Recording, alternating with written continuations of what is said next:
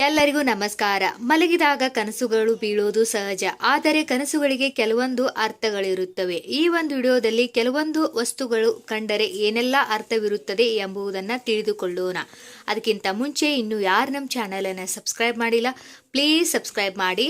ಮೊದಲನೇದು, ಶುದ್ಧವಾದ ನೀರು ಕನಸಿನಲ್ಲಿ ಕಂಡರೆ ಅದೃಷ್ಟ ಶುರುವಾಗುತ್ತಿದೆ ಎಂದರ್ಥ. ಚಿಲ್ಲರೆ ಕನಸಿನಲ್ಲಿ ಕಂಡರೆ ನಿಮ್ಮ ಹಣ ಜಾಸ್ತಿ ಖರ್ಚಾಗುತ್ತದೆ ಎಂದರ್ಥ. ಕುಂಕುಮವನ್ನು ಕನಸಿನಲ್ಲಿ ನೋಡಿದ ಹಾಗೆ ಕನಸು ಬಿದ್ದರೆ ಕೀರ್ತಿ ಅದೃಷ್ಟ ನಿಮ್ಮದಾಗುತ್ತದೆ.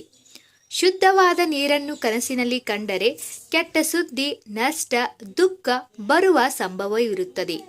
ನಿಧಿಯನ್ನು ಕನಸಿನಲ್ಲಿ ಕಂಡರೆ ಸಂಪತ್ತು ನಿಮ್ಮ ಸ್ವಂತವಾಗುತ್ತದೆ. ದೇವಸ್ಥಾನ ಕನಸಿನಲ್ಲಿ ಕಂಡರೆ ಶುಭ ಕಾಲ ಬರುತ್ತಿದೆ ಎಂದರ್ಥ. ಕನಸಿನಲ್ಲಿ ಅಡುಗೆ ಮನೆ ನೋಡಿದರೆ ಭೋಜನ ಪ್ರಾಪ್ತಿ, ಸಾಲದಿಂದ ಮುಕ್ತಿ ಸಿಗುತ್ತದೆ ಎಂದರ್ಥ. ಗಂಧವನ್ನು ಕನಸಿನಲ್ಲಿ ಕಂಡರೆ ಶುಭ ಸಂಕೇತ ಎಂದು ಅರ್ಥ. ಹಣದ ನೋಟು ಕನಸಿನಲ್ಲಿ ಬಂದರೆ ದುಡ್ಡು ಸಿಗುತ್ತದೆ.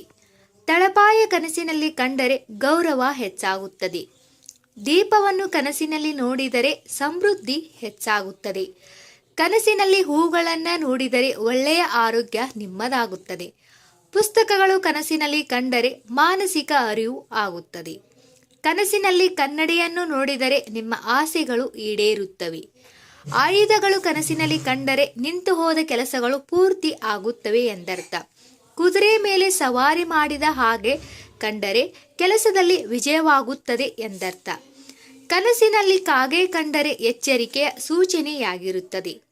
ಕನಸಿನಲ್ಲಿ ಸತ್ತವರು ಕಂಡರೆ ಅದು ಆಶೀರ್ವಾದವಾಗಿರುತ್ತದೆ. ಕನಸಿನಲ್ಲಿ ಸಂಖ್ಯೆಗಳು ಕಂಡರೆ ಲಾಟರಿ ಸಂಪಾದನೆ ಆಗುತ್ತದೆ ಎಂದರ್ಥ. ಕನಸಿನಲ್ಲಿ ವಾಹನಗಳನ್ನು ನೋಡಿದರೆ ಇದು ಪ್ರಯಾಣದ ಸೂಚನೆಯಾಗಿರುತ್ತದೆ. ಈ ಎಲ್ಲ ಮಾಹಿತಿ ನಿಮ್ಗೆ ಇಷ್ಟ ಆದರೆ ಈ ವಿಡಿಯೋಗೆ ಒಂದು ಲೈಕ್ ಮಾಡಿ. ಹಾಗೆ ಇನ್ನು ಯಾರು ನಮ್ಮ ಚಾನಲನ್ನು ಸಬ್ಸ್ಕ್ರೈಬ್ ಮಾಡಿಲ್ಲ, ಪ್ಲೀಸ್ ಸಬ್ಸ್ಕ್ರೈಬ್ ಮಾಡಿ. ಎಲ್ಲರಿಗೂ ಧನ್ಯವಾದಗಳು.